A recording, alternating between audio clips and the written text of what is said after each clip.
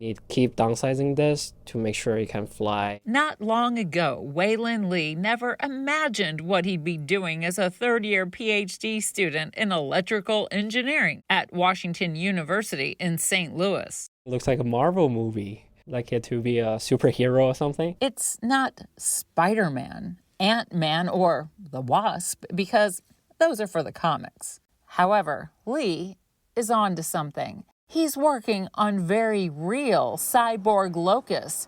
And yes, they do seem to have superpowers with their remarkable sensing capabilities. With its ultra super power of smell, could help save lives and the day. Superhero films do have a way of telling these stories, and this one is a WashU creation in every way. From the comic book look, The bomb-sniffing locusts, to the real-life work in the lab. Once you're digging into the project, it's actually more simple and more realistic than I thought. Locusts are an engineering marvel. They possess superior neural responses. The bomb-sniffing locust can even discriminate between the odors of different explosives. It can fly into some really harsh environments and sense the unknown odor for us. Before going into battle, every superhero has a suit, right? This backpack, we can wirelessly receive all those signals sensed by our friend.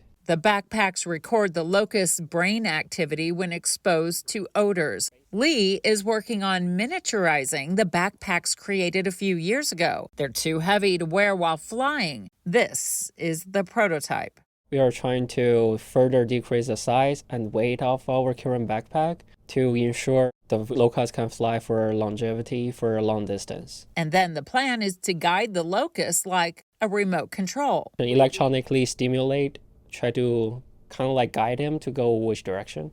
We can control the biological organism and steer it towards the region of interest. Bharani Raman, professor of biomedical engineering at Washington University, is leading this collaborative team of researchers. The main goal of the lab is to understand the design and computing principles of the sense of smell. The National Science Foundation awarded the research group $4.3 million to help develop the cyborg locust and study odor-guided navigation. The goal of this particular funding is to create brain-machine interfaces to study how the insect brain works while it is sensing and converting it into a behavior. In Raman's lab, the locusts follow a specific odor on a specially built treadmill while walking on a foam ball. The locust is going in the direction of that odor. To control what chemical cues we are presenting, we need to be able to record neural activity from the insect brain while it is actually smelling and behaving. In this room, there's a surgical procedure to attach electrodes where sensing capabilities are measured. To pick out a specific chemical needle from a chemical haystack, for example. Electrodes into the brain of these insects, put them on a drone or a robot, and use the robot or a drone to carry it to the region that you want to sample. The pattern of sound will be different for different odors, which basically tells you that the neuron is responding differently to different chemicals. The scientists can one day implant electrodes, seal the locust, and transport them to mobile environments. Then the biorobotic sensing machines can do what man can't do just yet. Biology actually beats engineering hands down in terms of its complexity.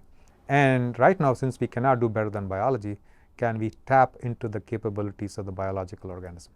Eventually, Raman wants to replicate the locust's sensing capabilities to create robotic systems and various sensors. The goal for the applications for electronic nerves is to non-invasively sense chemicals for different applications, biomedicine, homeland security, environmental monitoring, and so on. For example, breathalyzer for sensing for early diagnosis of diabetes or kidney cancer or lung cancer. And that's what superheroes are made of. And now we're using these wires to inject into his brain. Saving the world, one wire and one signal at a time.